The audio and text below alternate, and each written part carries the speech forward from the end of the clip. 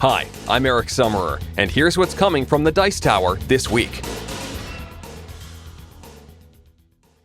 Hey folks, Tom Vasel here, bringing you the Dice Tower Network news for March 4th, 2013. I apologize that there was no news video last week. I was sick, but hopefully we made up for it by putting out some real cool videos, top 10 games that angry people make, and got out a few reviews, although hopefully we'll do more reviews this week. All right, enough of that nonsense. Let's get to the news. In the board game news, we have Alan B. Kahlheimer died. He was the inventor and designer of Diplomacy, a game that some people love and that some people hate, but there's no denying that it left a huge impact on the board gaming world. Also, the next wave of Star Wars miniatures is now available. You can go to the store and get your Millennium Falcon, and I'm sure many people are doing that. Other than that, let's see, Paizo announced that their Pathfinder game, we talked about this last year when they first talked about it, but we now know some more details about their new Pathfinder card game. It's supposed to come with over 500 cards. The cards, I saw a picture of one at one point. They look very detailed. Hopefully it brings that whole, they have a very rich role-playing universe. It'd be neat to see that brought to a card game. And then there's a few different games that have been popping up on Kickstarter. One of the notable ones I've noticed is Deadwood, which is a reprint of a game that came out, I guess, 10 years ago about making movies about the Old West, making good movies or bad movies. Check it out. Our news story of the week is another Kickstarter story, but this is no small Kickstarter we're talking about. Last year, one of the biggest Kickstarters and most popular games of the year is Zombicide. The game zombies, miniatures, cooperative game, board game. A lot of people enjoyed it, and it certainly made a lot of money. Well, the expansion for that is up. They have two different expansion sets for it on Kickstarter right now together, and it raised over $500,000 in the first day. It is just flying upwards and upwards. Lots of interesting, it's just interesting to see how very popular zombies are. Because the game itself, Zombicide, was very well received by many people. I wouldn't say it took the world by storm. A lot of people liked it, and some people loved it, and some people did not like it. It's typical with a lot of games, but man, zombie miniatures trumps everything. So, go figure.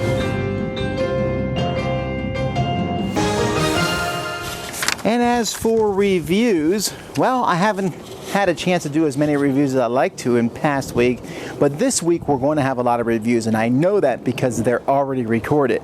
I have, 16 reviews for you. Ryan has 4 reviews, and I'd like to tell you what games Ryan's reviewing, but other than Zerts, I can't pronounce any of the names of them.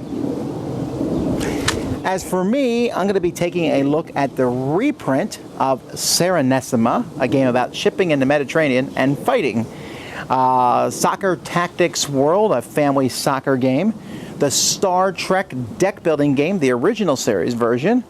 The newest expansion for Werewolf from Ted Alspach, Urban Legends. From Dice Hate Me, I'll be taking a look at the Great Heartland Hauling Company. Tower Defense card game, Mage Tower. Space game, Stelcon Infinity. Such an odd name. From Queen, a heavy Euro-style game called Edo. An older game, actually I'm taking a look at a couple older games. I'll be taking a look at Shark, which is like a mean version of Acquire, and Primordial Soup and its expansion. And from Japan, Chicago, sounds odd, the kind of cooperative game, Alcatraz, the Scapegoat. For the Crown, the new version of that, Hirelings, and Skagway. Lots of interesting games there. Can't wait to talk about them to you guys. For the Dice Tower Network, it's 2 weeks worth, but there hasn't been that many. I guess it's the February blues, but Plaid Hat number 83 is out, in which they talk about licensed games. It seems like a lot of games based on licenses aren't that good. Well, why or why not? And why are some of the licensed games fantastic? They talk about that.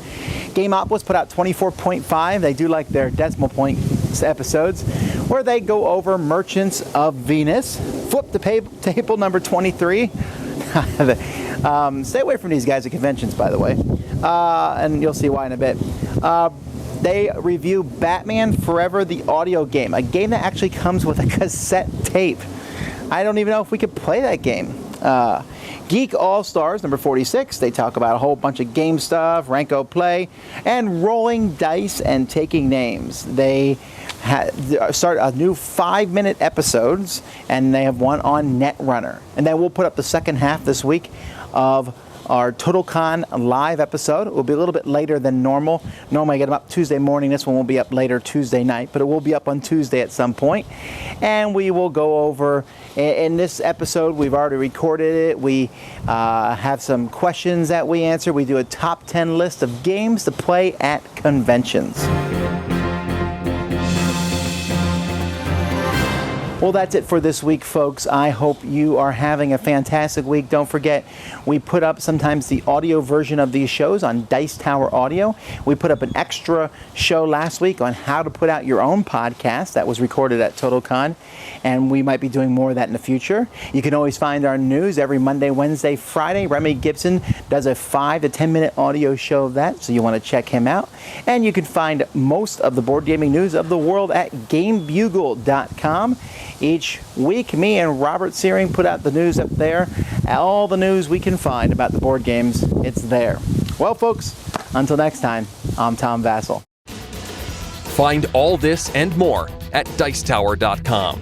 See you soon. When there's so much entertainment in the world, I don't know why anyone would choose the Dice Tower.